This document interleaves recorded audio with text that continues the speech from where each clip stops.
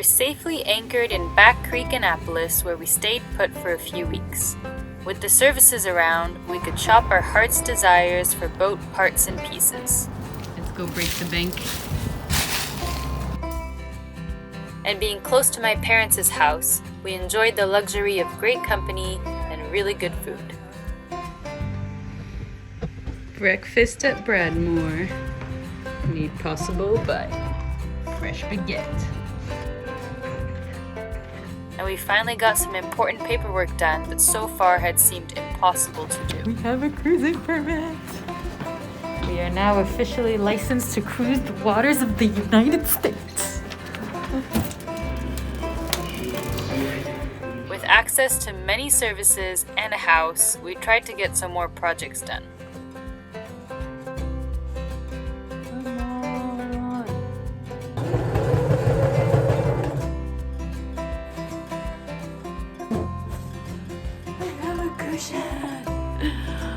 Oh, that was so much harder than it needed to be. We were rearranging the setup in the V-berth to take out some wood separators and make the bed a bit more comfortable. Joy of refitting a boat while living inside it. Would not recommend. Am I right? It sucks. What is it? It's a revolutionary new cutting technique involving a jigsaw blade and a mini vice grip. My dad would be very proud.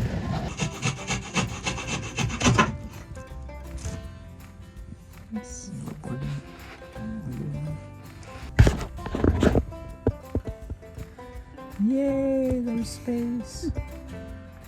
What you doing? All this work for this little tiny piece of track. It should in theory allow us not to have to take off a bunch of sliders every time we reach because of this little tiny thing.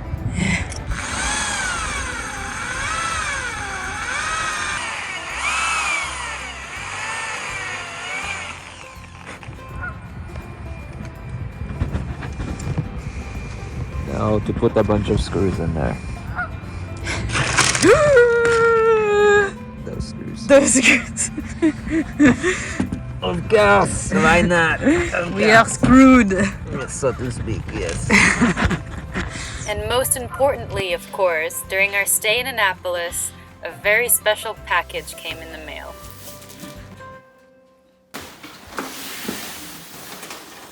Wow, it's so freaking light. We'd received our much-awaited foil board and couldn't wait a second longer to test it out. Excited.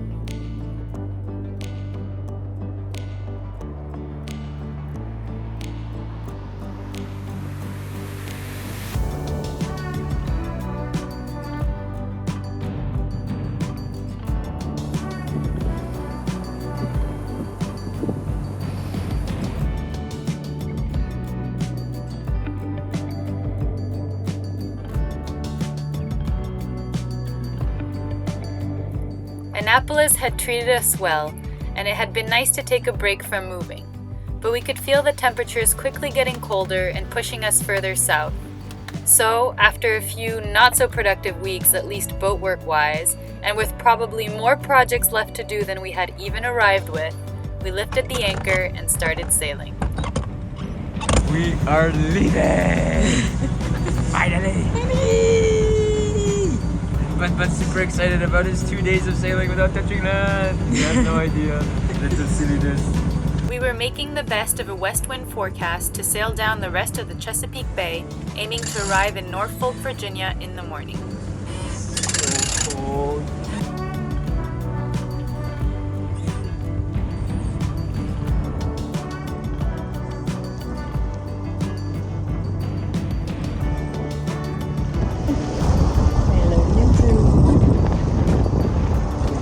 Crazy contrast going on right now. Bye, sun.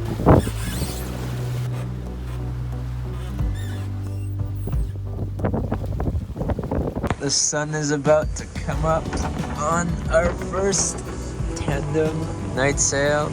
We have a beautiful sunrise shaping up over here. Third reef, despite the 15 knot forecast. Ridiculous. The Sun. success. We realized overnight that this crazy contraption might be necessary because we were using our engine battery instead of our giant house battery bank to power all our stuff the entire night. So now we can't start the engine. So we're using the inverter to power the battery charger. And it seems to be working. It's sketchy as fuck, but let's see if it works. So, as you can hear, the goose's wonderful plan worked. And thankfully so, because this is quite the entrance into the Norfolk harbor. It's very windy, right on the nose, and the channel is quite narrow. And they sent out the destroyer. Don't think we should pick a fight with him. Our passage down the Chesapeake had been much quicker than we had planned. So we decided to make the best of the remaining daylight hours and start the first few miles of the Intercoastal Waterways. Wow, wow, wee, wow, they're right here.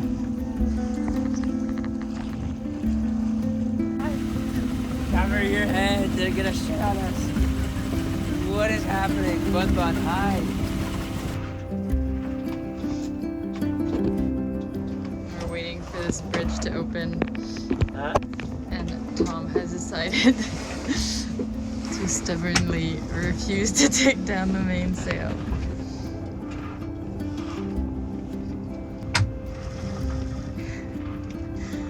You're so ridiculous.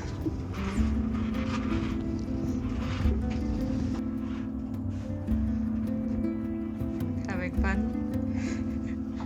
I'm so bored, I'm so bored, I'm so bored, I'm so bored. Come on, bridge. I believe in you for the sanity of Tom. Open sesame.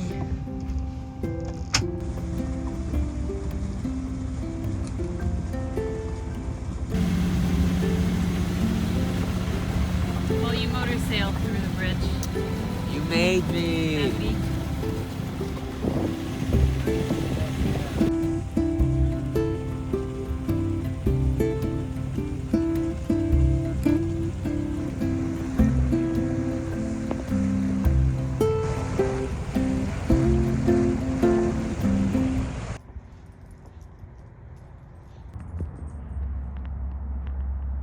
Well, yesterday ended pretty terribly, unfortunately. When we were motoring on the ICW, our engine just shut off right before passing that lock. Luckily, we had a little bit of wind in our back, so we were able to sail up to the lock, and we wanted to tie up to the wall, like the waiting wall for the lock. Well, it turns out they don't have a waiting wall. We tied up to this wall and we ground the boat. Plus, the tide continues to go down. So by the time we've convinced the lock master to let us walk our boat past the lock, we can't get Bagheera off the ground at all. Like, there's no way. The tide's gone down too much. So we left her there and we took the dinghy over that way to a marina where we could buy some diesel. We thought maybe we'd just be out of diesel. Could that be it? And turns out the diesel didn't solve the issue. Maybe we have some air now in the system. We weren't sure. But by the time all this happened, it was like 10 p.m. so we hadn't slept in like 36 hours. We were in rough shape, but we decided to tow the Bagheera across the locks. We were able to get her off the shore because the tide had gone back up.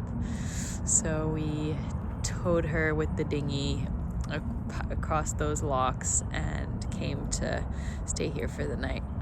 Got a good night's sleep. So yeah, we'll see what adventures today brings. It never ceases to be exciting. So hopefully I can document more of it today. How early do I have to let you know for it to be there by tomorrow morning? So...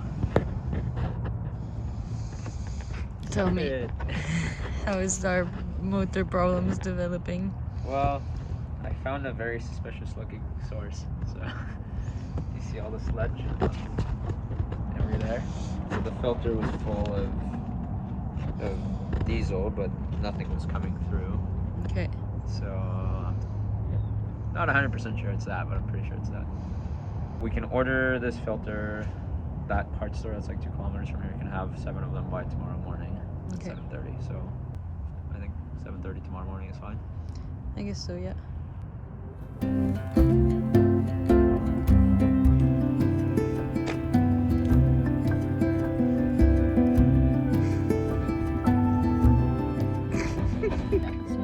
I'm like starting the engine. Yeah, I'm trying to start it.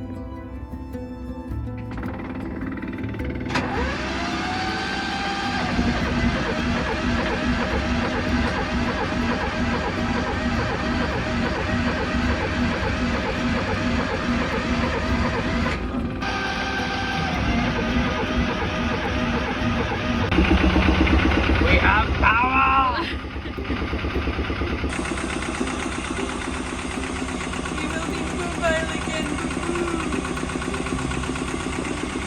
After a little hiccup, we were again on the move.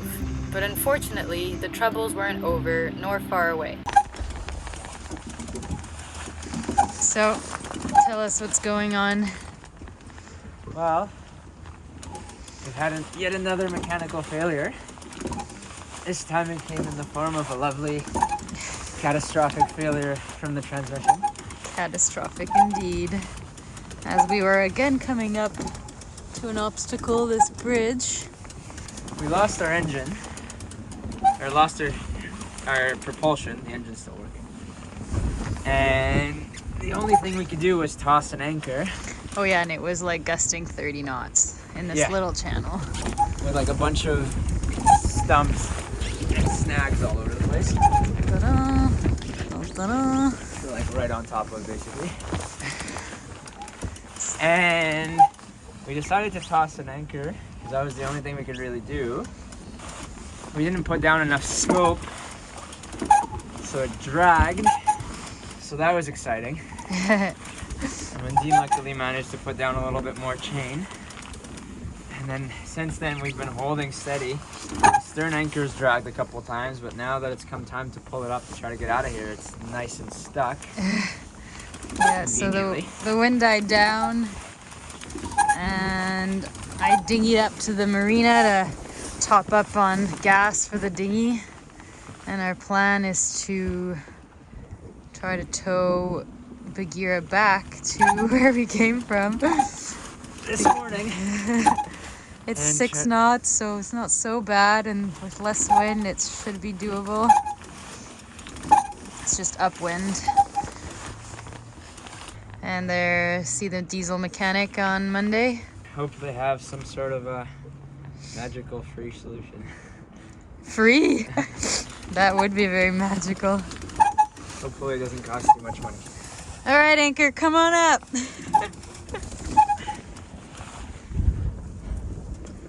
3 hours later, still winching.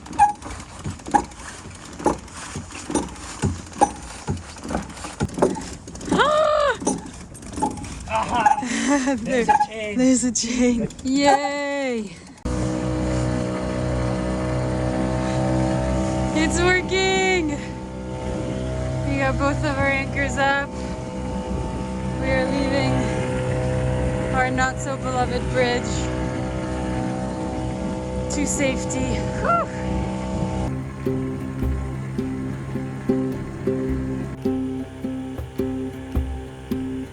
Wait a second. If you're here, who's driving the dinghy? Ghost Rider. Keep going, Toto. You're doing good.